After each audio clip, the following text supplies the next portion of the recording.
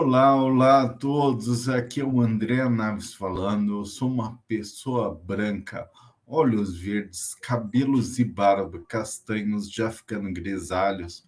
Hoje eu tô com um terno azul marinho, camisa cinza, gravata azul e preta. Atrás de mim, obras de arte, livros e algumas plantas.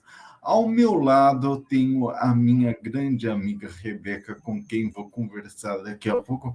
Mas antes de falar com você, Rebeca, eu quero fazer um convite para todo mundo que está assistindo a gente para entrar no clube de membros do Diário PCD, para pesquisar no conteúdo, todo o conteúdo passado, todos os textos, vídeos do Diário PCD, tem muita coisa interessante. E também para pesquisar nas outras edições do Vozes pela Inclusão e as minhas participações também aqui no Diário PCD, todos os sábados pela manhã. Agora eu vou falar aqui com a Rebeca sobre alguns assuntos. Eu vou pedir para ela se apresentar primeiro. Vamos lá, Rebeca, por favor. Oi, meu nome é Rebeca, eu sou uma pessoa morena, cabelos com luzes, loiras, óculos de armação preta e vermelha.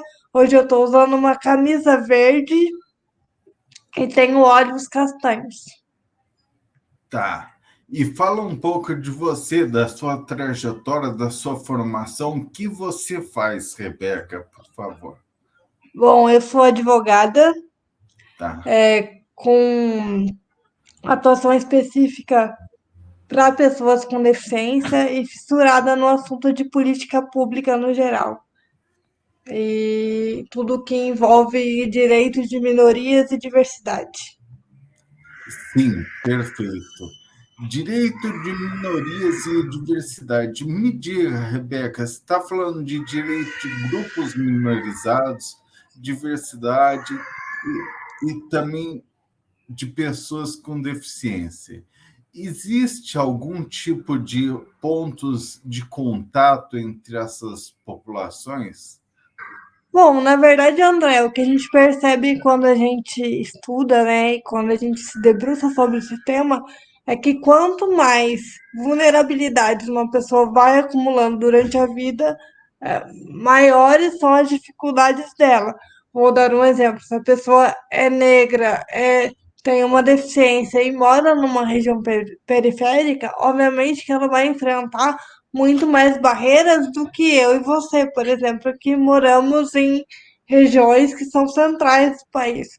Isso eu estou falando porque o Brasil ele é um país que tem dimensões continentais. Então, se a gente olhar o contexto em que a gente vive no estado de São Paulo, ele vai ser diferente do contexto de uma pessoa que está em situação de vulnerabilidade e é ribeirinha, por exemplo, lá no Amazonas. Perfeito. E nesse sentido, Rebeca, esses tempos, aliás, nós temos algumas pautas no Congresso que representam graves retrocessos. Eu gostaria que você falasse uma que está chamando muito a atenção, que é a revogação do casamento homoafetivo. O que é isso? Fala sobre isso, por favor. Então, quando a gente fala sobre o casamento homoafetivo, a gente está falando de uma questão que é direito individual. Se é direito individual, ele está no artigo 5º e ele não admite revogação. Isso já é um conceito consolidado pelo STF, que considerou o casamento gay uma questão que é constitucional, sim. Então aqui não cabe nenhum tipo de juízo de valor e de chancela, de achismo pautado por religião ou por questões morais. O que a gente está falando aqui é de direito. E se uma pessoa, a gente percebe que se uma pessoa tem deficiência, por exemplo, já que a gente está aqui falando de inclusão e de pessoas com deficiência, se uma pessoa ela tem deficiência e ela pertence a esse grupo, claramente ela vai ter mais dificuldade de acessar políticas públicas, porque ela vai passar tanto pelo capacitismo quanto pela homofobia. Perfeito. E nesse sentido, Rebeca, o que poderia ser feito para minimizar essas barreiras, tanto da homofobia como do capacitismo, assim como outras? Então, André, eu acho que essas coisas a gente vai quebrando no dia a dia, né? E como você mesmo disse no seu livro, quando a gente vai. E eu peço licença para falar dele, porque ele é excelente. Quem não lê, tem que. Quem não leu ainda, por favor, leia, porque ele traz de uma maneira muito leve os percalços que a gente encontra. Eu acho que a gente é como um rio, e um rio vai ter pedra no caminho. Só que a gente vai com a água fazendo o trajeto e trabalhando dia a dia. Eu acho que são coisas que são mudanças históricas, né? E mudanças históricas, elas nunca acontecem do dia para a noite. São mudanças que vão, são passinhos de formiguinha que a gente vai construindo, a gente vai se desconstruindo, vai entendendo novas maneiras de trazer a nossa pauta e de atingir o que a gente quer. Lógico que a gente não vive num mundo ideal, todo dia é difícil, é o que eu brinco. Só quem passa sabe aonde dói, como dói. Isso faz com que a gente fique mais duro na queda, como eu digo, faz a gente ter o couro mais grosso para muita coisa, mas a gente não pode esquecer que a gente está aqui para viver e para aproveitar. E no meio disso tudo, a gente aproveita a visibilidade que a gente tem para trazer essas questões e quem sabe plantar uma sementinha. Se uma pessoa me ouvir e fizer sentido para ela, eu já estou feliz. Oh, perfeito, perfeita colocação. Ou seja, a gente está numa posição de privilégio, e isso precisa ser reconhecido, e a gente tem esse dever, então, de ser a voz de quem não pode ter essa voz, de nos portarmos para diminuir as barreiras deles. É isso mesmo? Sim, sim, André. Eu acho que eu, você, né, a gente tem um conhecimento e a gente tem meios para fazer chegar o que a gente acredita. Que eu acho que tanto para mim, e aí eu peço licença, porque eu estou falando diretamente para você, mas é porque eu acho que a gente já tem uma amizade Sim. pré-estabelecida, e eu acho que a gente tem que aproveitar o palco que nos é dado e a chance que nos foi dada para fazer chegar nas pessoas, né? E para a gente ser visto enquanto pessoa com deficiência que somos, como pessoas que estão, é o que eu falo, uma pessoa com deficiência, ela vive. Quando eu trouxe a pauta para você, a primeira coisa que eu pensei, eu queria falar sobre invisibilidade, e foi porque, assim, eu que eu brinquei com você, eu acho, num dos dias que a gente se encontrou. A pessoa com deficiência, às vezes, ela é tratada como se ela fosse unicamente um diagnóstico. Isso, exatamente. Fala um pouco mais sobre isso, por favor.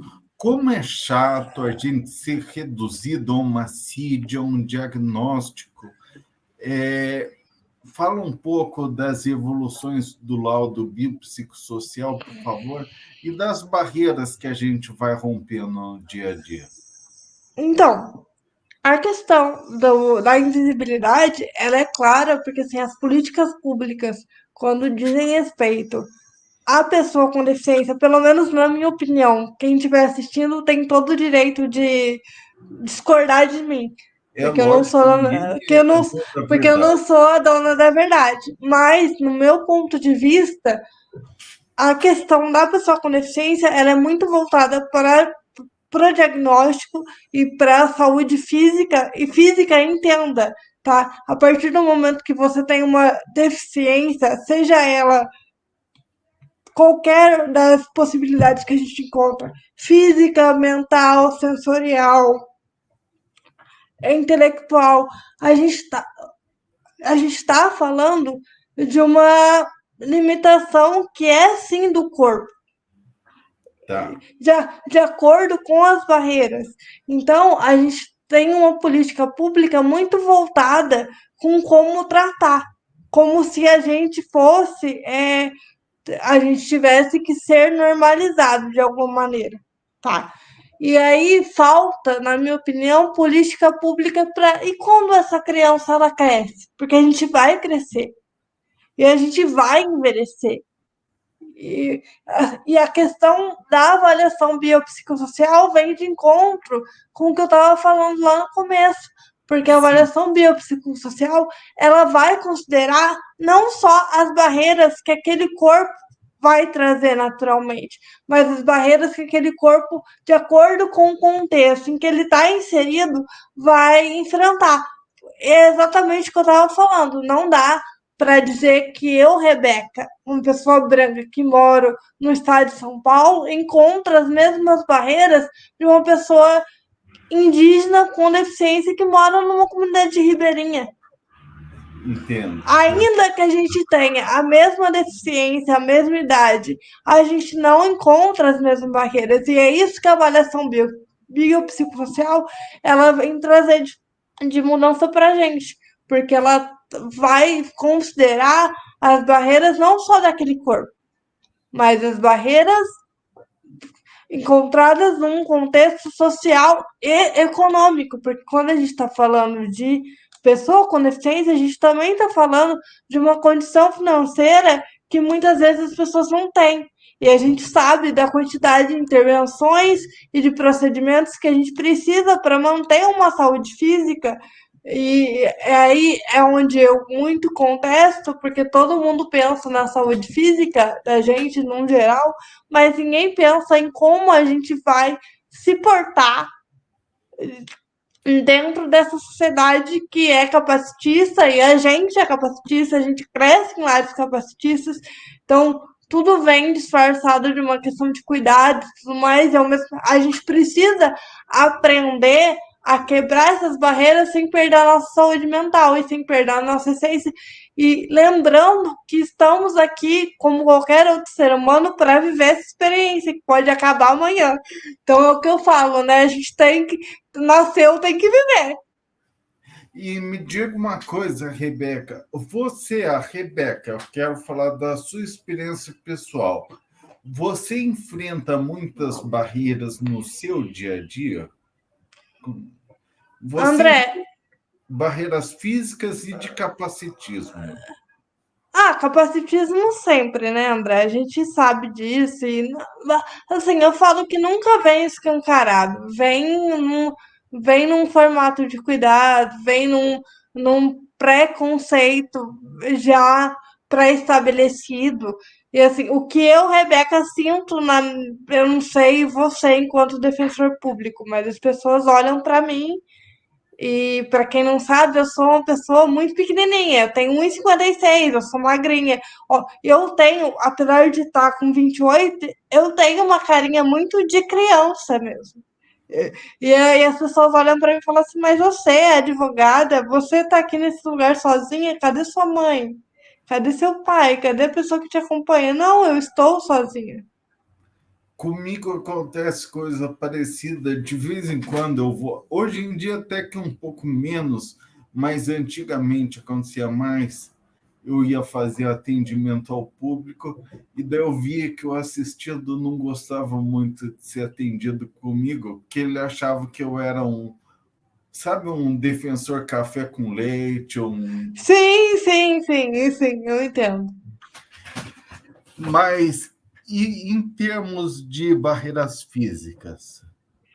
André, sempre vai ter uma rampa que tá na inclinação errada, né? E que eu fico doente com isso, porque as pessoas acham que é só colocar uma rampa ali e acabou. E eu falo que a pessoa que colocou, ela nunca sentou numa cadeira, nunca pegou uma muleta, porque se ela tivesse colocado e É testado uma vez, verdade. ela ia ver que não funciona. Mas é Muitas verdade, vezes eu prefiro ir pela escada do que pela rampa, porque a rampa eu, é intransitável. Eu também, às vezes eu prefiro. Às vezes eu chamo alguém na rua, um sorteado, eu falo, quem vai ser sorteado hoje? Pego ela e falo assim, segura a muleta, seguro no corrimão, quando tem e subo. Mas assim, e é isso que eu tô falando. Mas eu acho que a grande questão, André, que eu acho que a gente vai levar anos para desconstruir, porque é o que eu falo. A gente deveria falar de capacitismo como a gente fala de homofobia, como a gente fala de racismo, e as pessoas não falam. Porque Sim, historicamente a gente é invisibilizado o tempo todo. Tanto é que eu esqueci de falar na minha apresentação e eu faço parte do grupo de estudos da professora Maria Helena Henke, maravilhosa. Beijo, professora. E a professora gente Maria faz, Helena, que esteve recentemente aqui. sim, e a gente fala muito disso, porque assim, as políticas públicas com as pessoas no geral, não só com as pessoas com deficiência, elas começam, para quem não entende como isso funciona, elas começam a partir de uma estatística. Como assim? O poder público ele vai ter que mapear aonde ele vai gastar o dinheiro. A partir da estatística, você consegue falar assim: olha, estamos precisando disso, estamos precisando daquilo. A pessoa com deficiência, quando você vai pesquisar estatisticamente em questões de política pública, por exemplo, você não encontra. Você tem uma dificuldade enorme de encontrar uma estatística que seja clara e objetiva com relação às nossas necessidades. E a necessidade das estatísticas é qual para a gente construir boas políticas públicas? Assim, André, a necessidade de política pública, ela vai diretamente de encontro com o direcionamento do dinheiro público mesmo, porque a partir do Sim. momento que você tem uma estatística, olha, são X pessoas e elas precisam disso. E aí, e a questão da pessoa com deficiência em si, tá? De novo, eu não sou dona da verdade, as pessoas têm todo o direito de discordar de mim. Mas tem uma dificuldade que é muito característica da pessoa com deficiência mesmo. Por mais que você encontre, por mais que, assim, vamos pensar, daqui 10, 20 anos você tenha uma estatística pré-estabelecida, o poder público entenda a necessidade, mas você vai ter sempre uma barreira chamada a questão do cada corpo é um corpo. Você pode ter a mesma pessoa, o mesmo CID, a mesma idade, mas como a deficiência ela é uma questão que se manifesta no corpo de uma pessoa que tem o mesmo sítio que eu, que mora na mesma cidade que eu, ou seja, biopsicossocialmente, ela enfrenta as mesmas barreiras, ela pode ter dificuldades diferentes das minhas. Então a gente precisa tanto de uma política pública quanto de um entendimento que seja social. E é aí que está a questão do passo de formiguinha, de um entendimento que seja social do que o que vale para mim não vale para você. E falando da invisibilidade, Rebeca, você é uma advogada, você é bonita, você está aí, você se posiciona na sociedade. O quanto isso é importante para derrubar barreiras as barreiras do capacitismo e para destruir a invisibilidade. Qual é o seu ponto de dever, a sua responsabilidade nisso? André, agora você tocou num ponto sensível e eu peço desculpas se eu me emocionar, tá? Porque eu vim de uma cidade muito pequena, não tem nem 24 mil habitantes.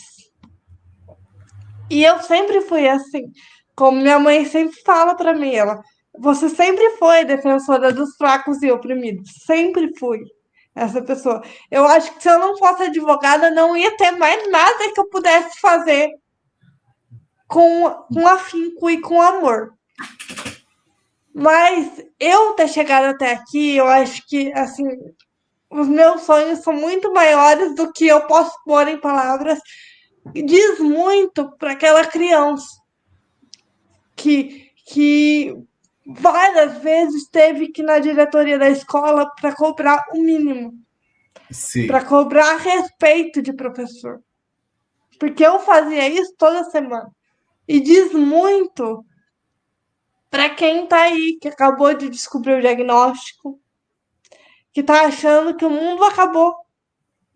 E é o que eu sempre falo para os meus clientes, quando a gente atua e a gente está atuando para as crianças, eu falo para as mães assim, eu falo, mãe, eu sei que houve uma quebra de expectativa.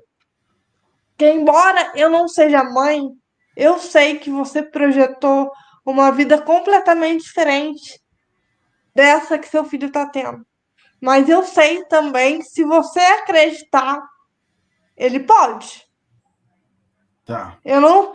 Então, assim, a questão, o fato de eu aparecer, eu sempre penso, qual a voz que eu quero levar. E, e eu sempre, quando eu apareço, eu trago isso comigo para honrar a criança que eu fui, para honrar o lugar da onde eu vim, porque quando a gente não esquece de onde a gente veio, a gente pode chegar em qualquer lugar, mas a gente vai ter a nossa raiz, né?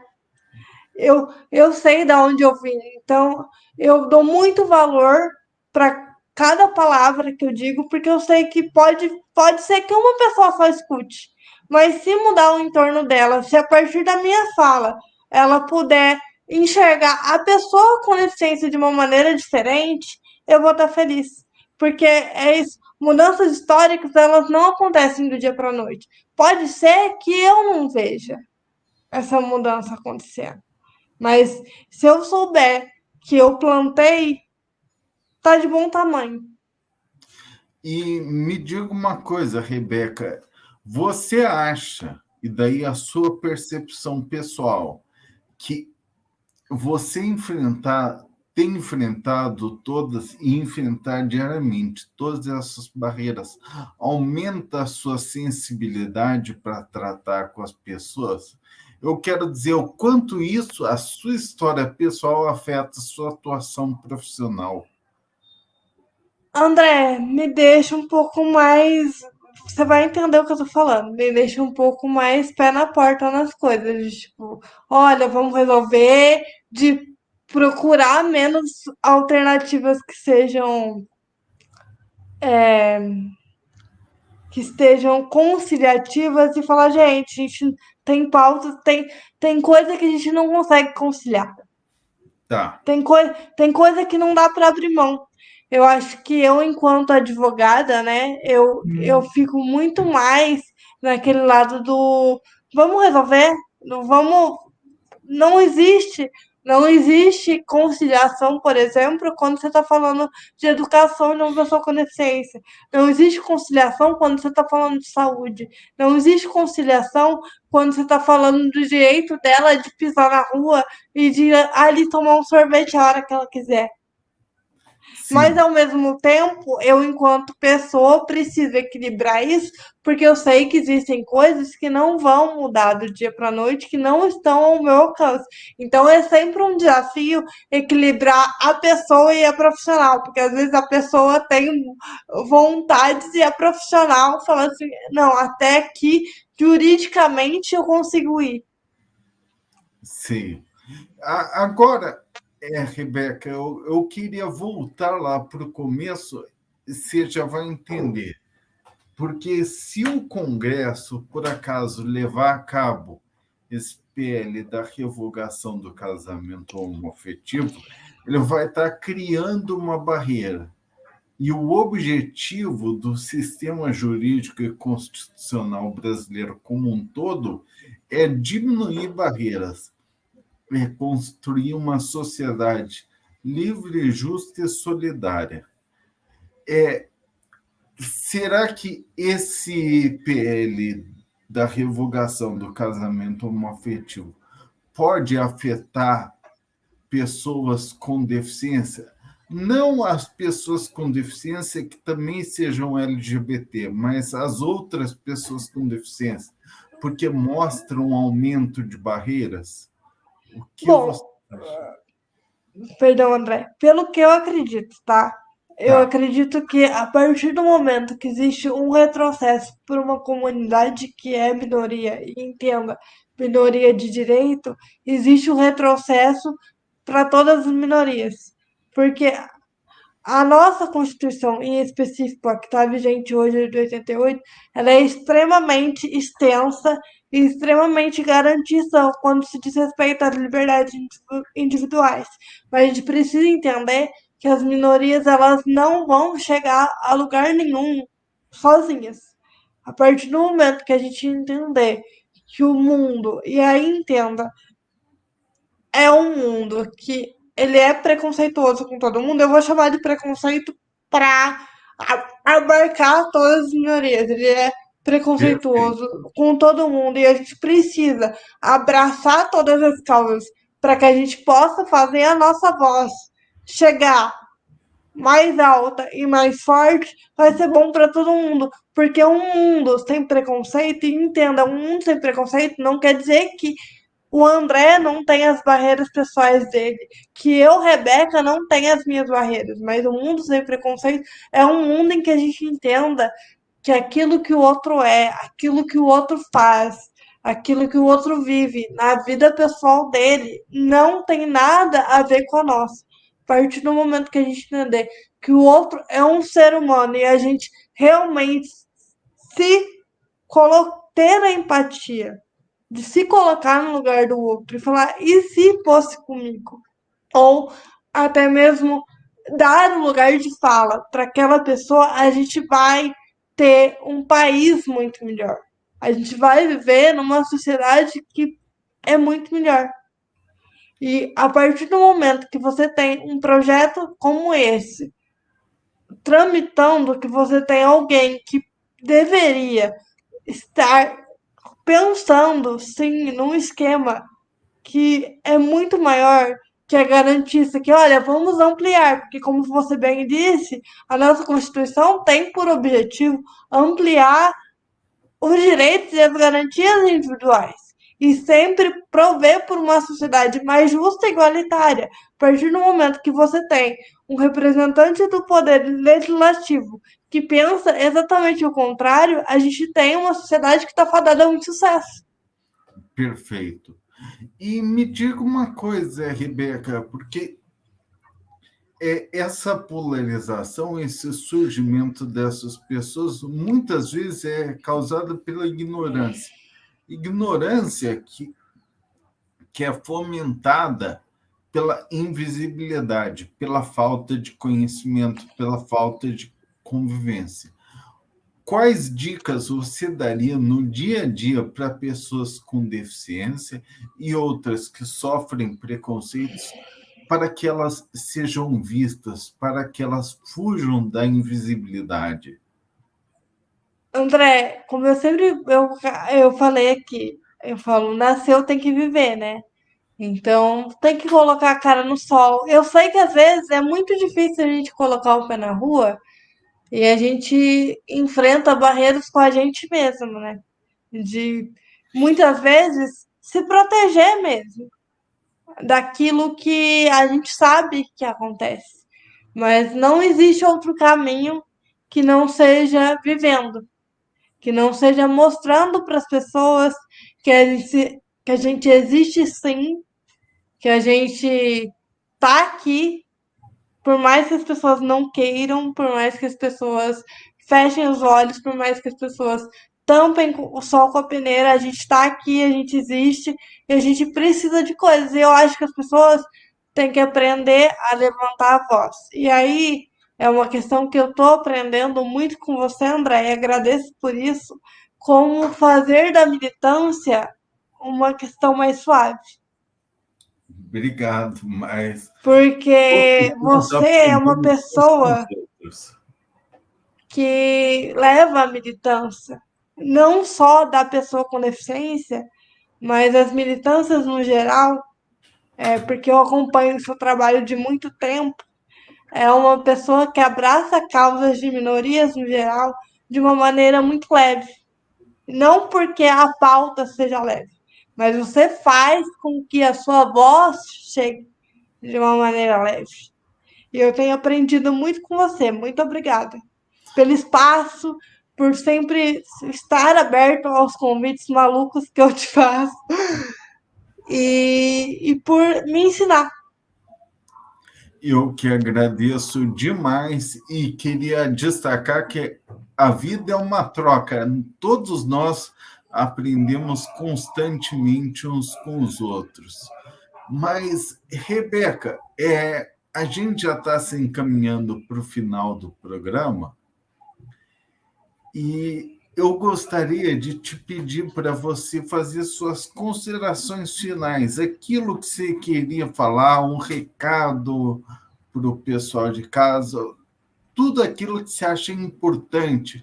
Vamos finalmente lutar juntos para dissolver essas correntes que aprisionam toda a humanidade. Fala um pouco disso, por favor. André, eu vou pedir licença para citar um livro chamado Manual Anticapacitista. E lá a autora fala o seguinte, que a gente, enquanto pessoa com deficiência, a gente é visto sempre como um exemplo de superação. E isso não quer dizer que a gente não tenha que superar várias barreiras todos os dias, dentro da gente mesmo. Mas o mundo coloca a gente como esse exemplo de superação porque a gente é obrigado a superar isso na rua. E o meu sonho, e eu acredito que seja o seu também, é que a gente passe despercebido no meio da multidão. Porque a partir desse dia, quer dizer que qualquer pessoa passa. Porque é o que eu falo, onde uma pessoa com deficiência passa, todos passam. Onde eu consigo transitar, onde uma pessoa cadeirante consegue transitar, onde uma pessoa surda consegue estar, qualquer pessoa consegue estar. E a partir desse momento a gente vai ter uma sociedade que vai ver o ser humano de uma maneira diferente. Porque, acima de tudo, antes da deficiência, nós somos pessoas.